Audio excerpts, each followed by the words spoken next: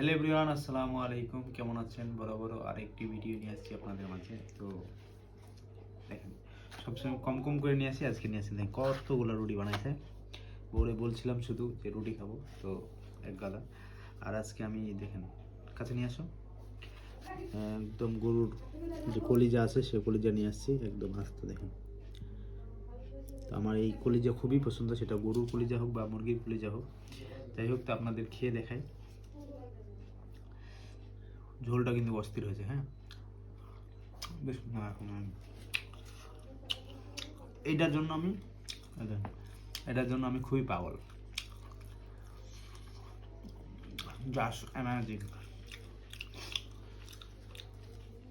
Video ছাড়া আমার কোনো গতি নেই। আমি যেটাই খাই আপনাদেরকে খেয়ে দেখাই, আপনারা ভুল বুঝবেন না। এই ভিডিওগুলো না বানাইলে আমার একদম ভালোই লাগে না, এক কথাই। যাই হোক, ভুল ত্রুটি মানুষের হয়, ভুল ত্রুটি হলে ক্ষমার দৃষ্টিতে দেখবেন। তো ভিডিও ভালো লাগলে শেয়ার করবেন। ধন্যবাদ, টাটা।